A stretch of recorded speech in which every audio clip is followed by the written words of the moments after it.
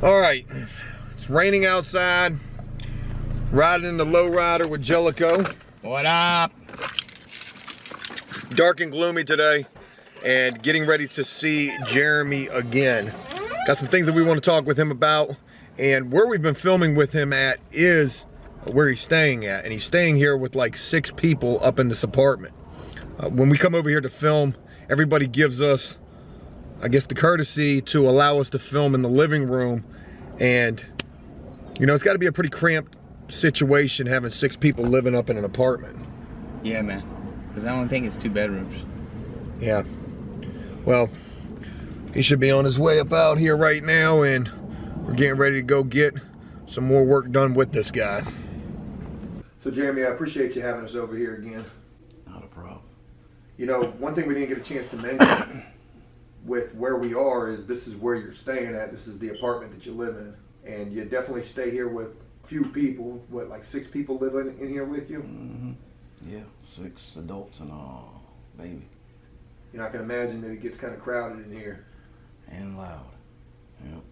Well, we definitely appreciate the hospitality, you allowing us to come over and make room for us to be able to film here.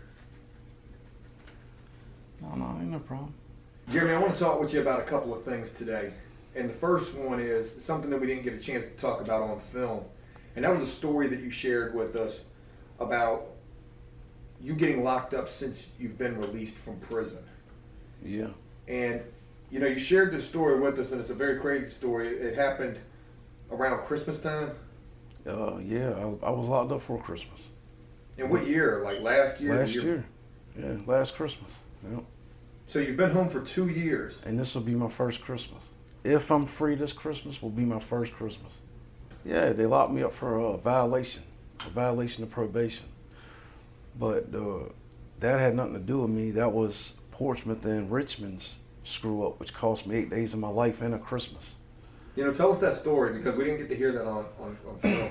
Well, I'm originally from Portsmouth. Getting out of prison, being as I lost my mother and so many other relatives, I had nowhere to go, you know, home playing wise. So my little sister's old man's a gun owner, and he's got like a large collection of guns, so they wouldn't let me go there. So I didn't even try to put in for that. So I ended up having to go to a halfway house in Richmond. Only several halfway houses accept violent offenders and sex offenders. So I had to wait on bed space. So they were actually gonna hold me, I think, another 13 days to let me go, because I had to wait on a bed in Richmond. But the guy that I was waiting on to get out of the halfway house was arrested. He, I think they said, was drunk in public or something out after curfew. So he was arrested, therefore the bed come open, and I was released on my release date. So luck went my way that time. But like I was saying, originally from Portsmouth, so after about 45 days at the halfway house, I come back to Portsmouth. I had done it the right way. I went to the PO in Richmond and told him that I wanted to come back to Portsmouth, where I'm from. So I fill out the paperwork, he submits it. A couple weeks later, I'm accepted. I got 72 hours to report to Portsmouth probation and parole. So I do. I packed my stuff. I had my own place in Southside Richmond. I packed my stuff, come to Portsmouth. I had been to Portsmouth, I think I was down here 3 months. I know I'd seen my PO 3 times. And I had just seen him the day before or 2 days prior to me being arrested for the violation. So I had just left the PO's office.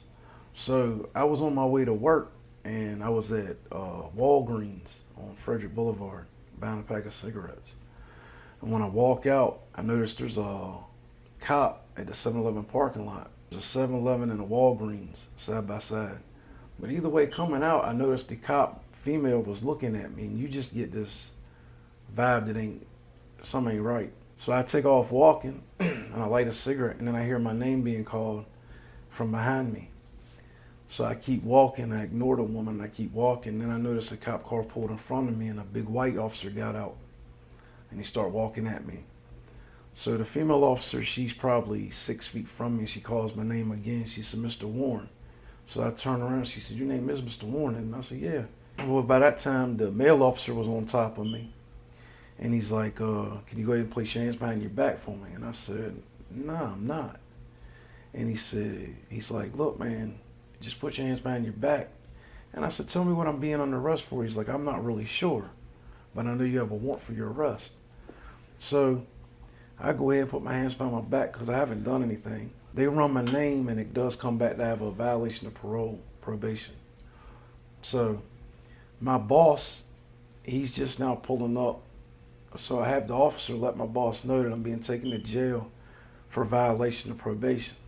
Which you're on your way to work. Yeah, I'm on my way to work. And where he's confused is I'm actually living with my boss and he's the one been taking me to my PO's office.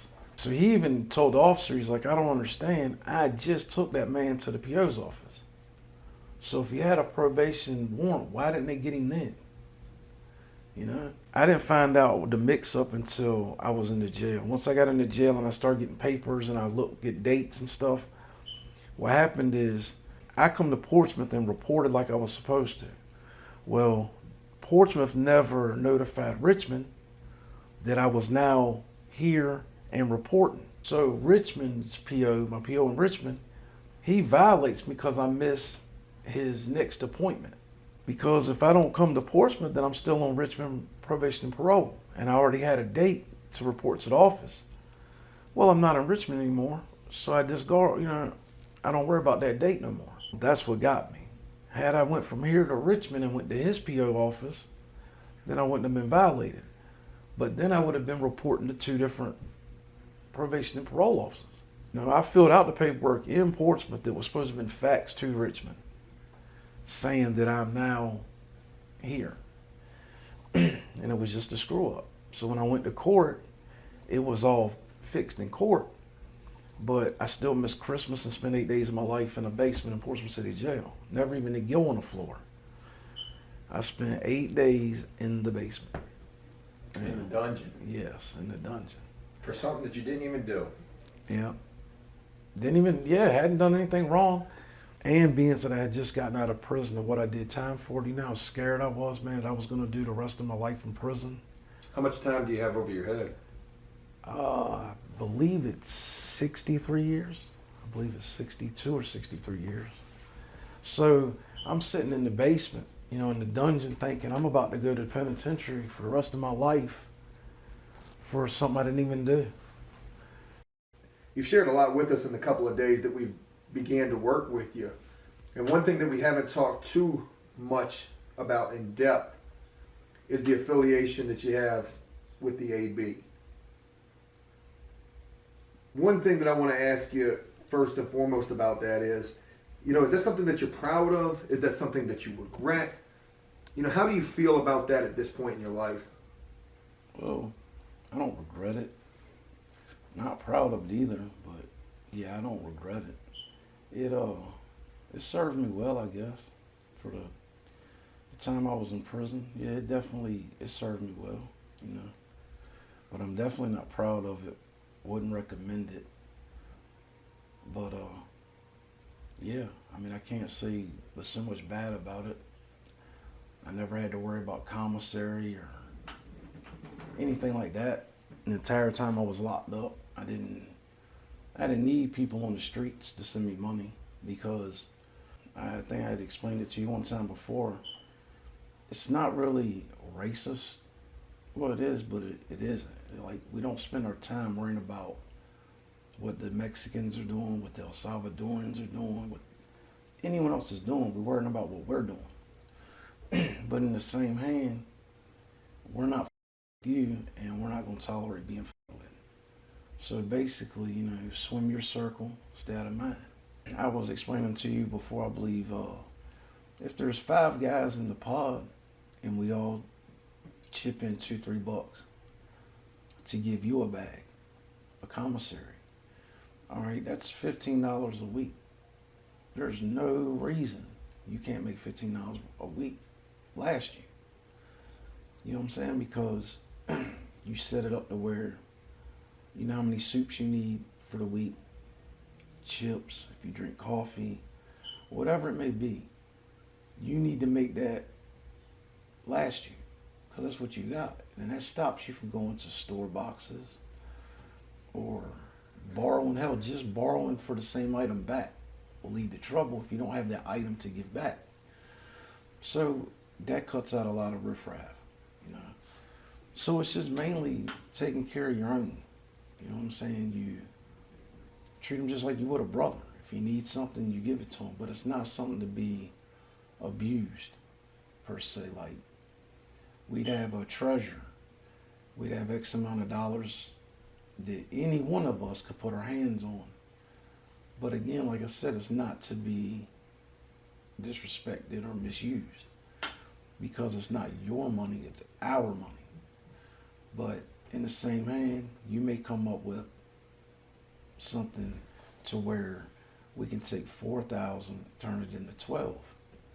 You come, we hold court, and we decide whether that's what we're gonna do or not.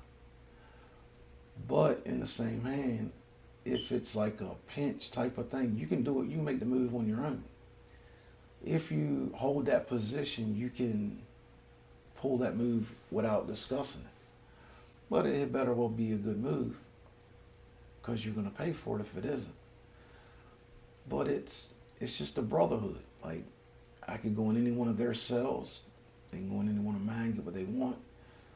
It takes when you have that, and you know you have that loyalty, it takes a lot of the weight and stress out of doing time in prison.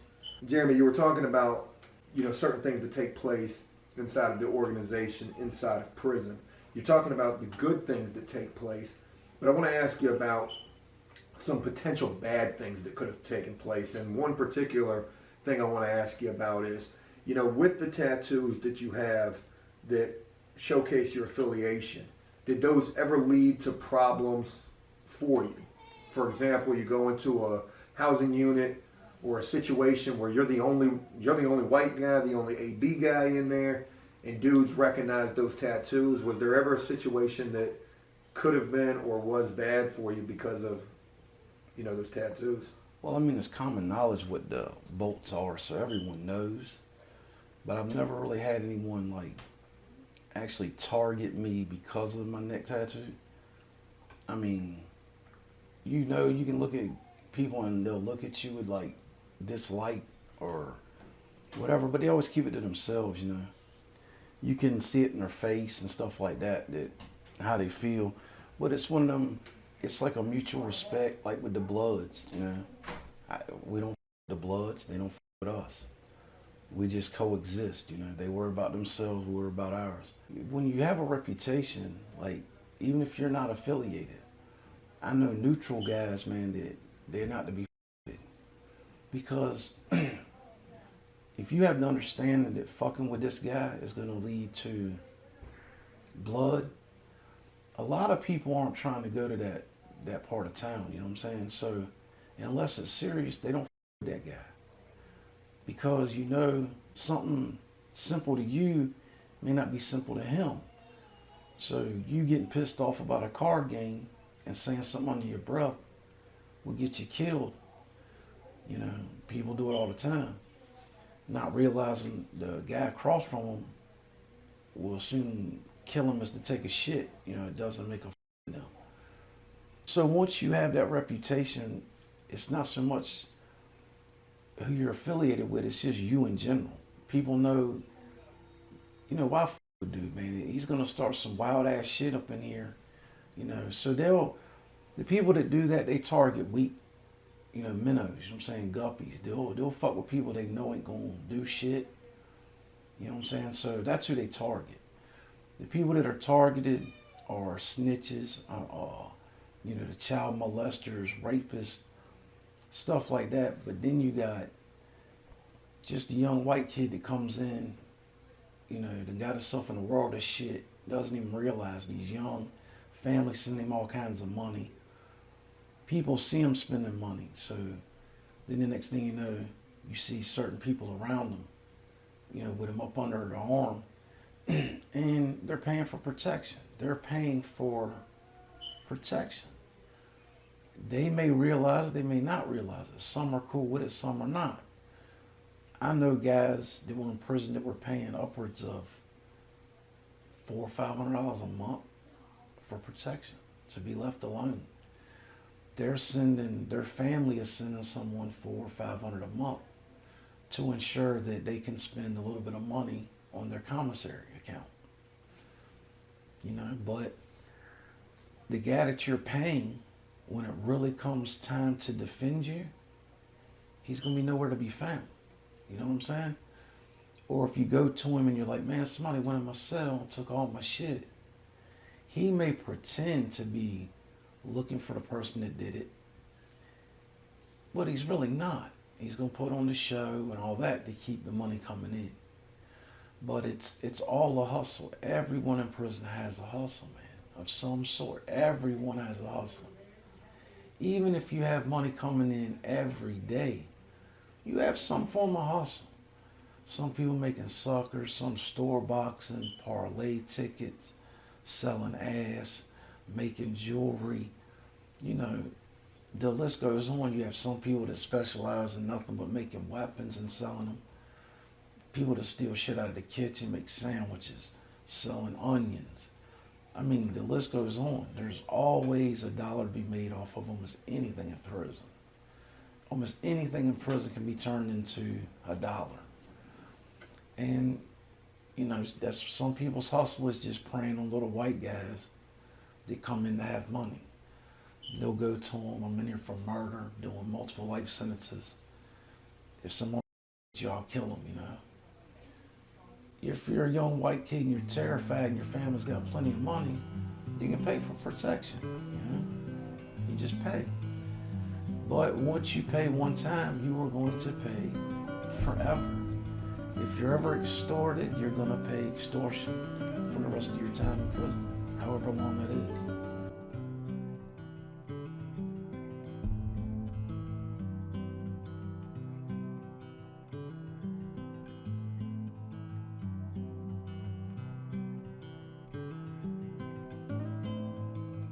What's up? All right, this is the new property that Jellicoe's got.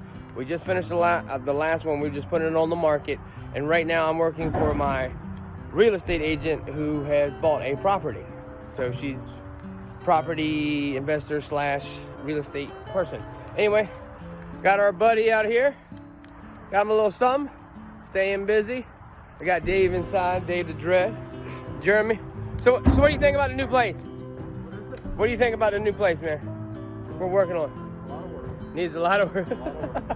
So you can see where I got plenty of work for certain individuals and stuff. We're pressure washing.